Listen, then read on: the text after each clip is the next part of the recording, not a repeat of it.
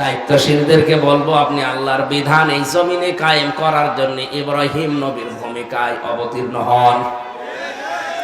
আমরা 16 কোটি জনগণ আমরা ইসমাইল হতে চাই। আমাদের জাতির পিতা হযরত ইব্রাহিম আলাইহিস সালাম, তিনি যখন সন্তানকে জবাই করার জন্য উদ্যোগ নিলেন, আল্লাহ রাব্বুল আলামিন তার সন্তানটাকে সালিহিন বান্দা হিসাবে দিয়েছিলেন দুনিয়ায়। রাব্বি হাবলি মিনাস সালিহিন, আমাকে একটা নেককার সন্তান দান করো। ফাবাশশারনাহু বিগুলামিন হালিম, আল্লাহ পাক বলেন তোমাকে আমি সন্তান দিলাম সহনশীল ধৈর্যশীল গোলাম।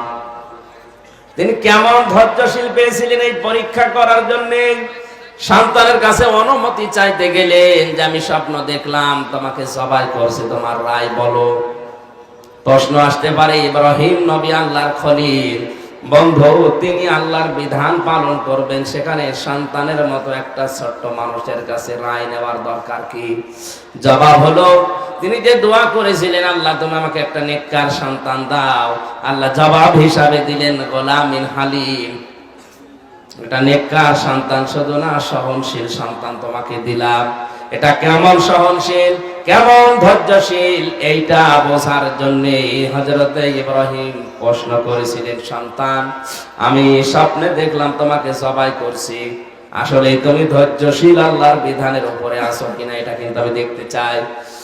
হযরত ইব্রাহিম যখন বলার পরে ইসমাইল রাজি হয়ে গেলেন, তিনি বললেন, হে আমার বাবা, ক্বালা ইয়া আবাতি ফাআল মা তুমার, যেটা আদিষ্ট হয়েছেন আপনি পালন করেন। সাতাজিদুনি ইনশাআল্লাহু মিনাস সাবিরিন, আমাকে ধৈর্যশীলদের মধ্যে পাবেন। হযরত ইব্রাহিম জবাই করার সঙ্গে সঙ্গে আমার আল্লাহ আওয়াজ দিয়েছেন, ফাবাশশারনা ফালাম্মা আসলামা ওয়াতাল্লাহু লিল জাবিন। আলেমদেরকে বলছি, খেয়াল করেন তো, ফালাম্মা আসলামা দিয়ে বচন দিলেন, তাসনিয়ার সিগা কেন?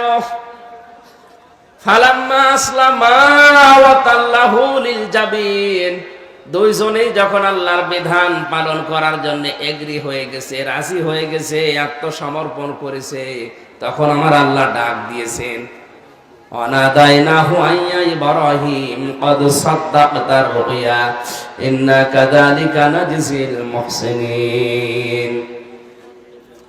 ইব্রাহিম নবীকে আল্লাহ বললেন না, আর জবাই করা লাগবে না, আমি যেটা চেয়েছিলাম ওটা পেয়ে গেছি।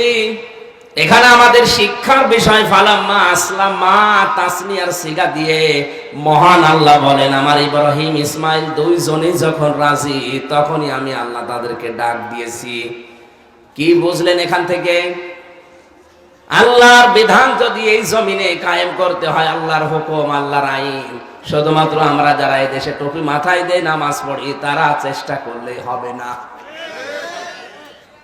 যারা আমাদের দায়িত্বে আছে 1734 জন মানুষ, এরা আমাদের বাবা ইব্রাহিমের ভূমিকায় যতদিন অবতীর্ণ না হবে, আমরা 16 কোটি জনগণ যতদিন পর্যন্ত ইসমাইল নবী আমার সন্তানের ভূমিকায় অবতীর্ণ না হব।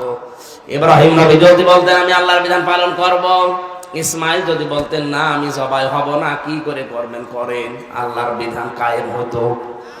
ইসমাইল যদি বলতেন আমি জবাই হব, ইব্রাহিম যদি বলতেন আমার আদরের সন্তান আমি করব না, আল্লাহর বিধান পালন হতো। সুতরাং দুইজনেই যখন রাজি, আল্লাহ তখন ডাক দিলেন। এই জন্য আল্লাহ দিয়েছেন ফালাম্মা আসলামা, জোরে বলেন আল্লাহু আকবার।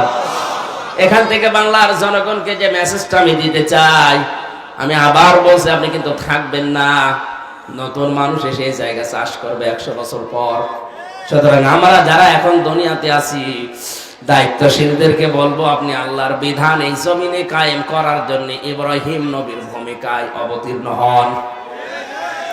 আমরা 16 কোটি জনগণ আমরা ইসমাইল হতে চাই, চর্মচোখে অন্তত দেখতে চাই আল্লাহর বিধান এই জমিনে কায়েম হয়ে গেছে। আপনি যদি নাও চান, আল্লাহ ইচ্ছা করলে, তার ক্ষমতা আছে, তিনি কিন্তু পারেন না, পারেন না? আলাল্লাহি কসদুস সাবিলি ওয়া মিনহা জায়ের ওয়ালাউ শাআ লাহাদাকুম আজমাইন।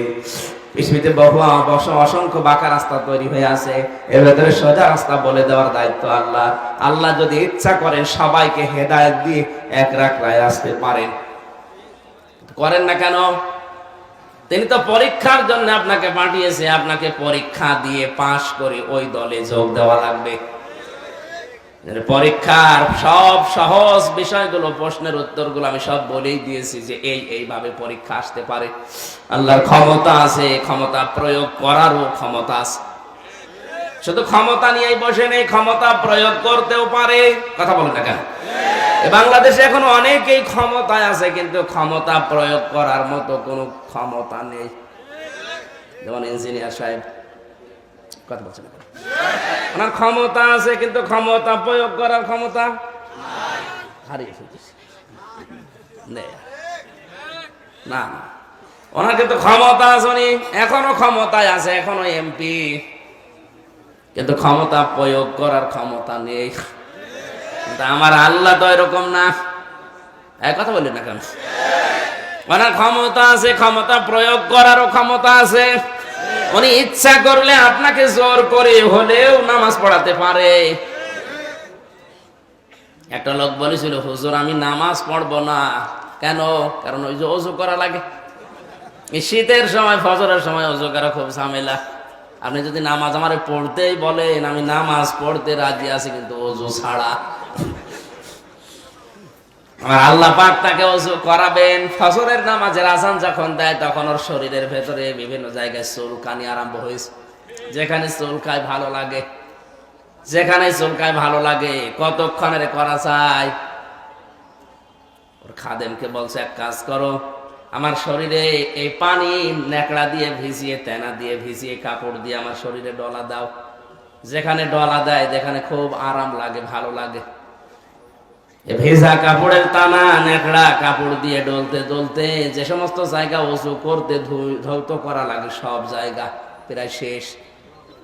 ওযু করতে হলে ধৌত করা লাগে, পুরা জায়গা তো ভিজাই হয়ে গেছে, ওযু করতে সমস্যা কি?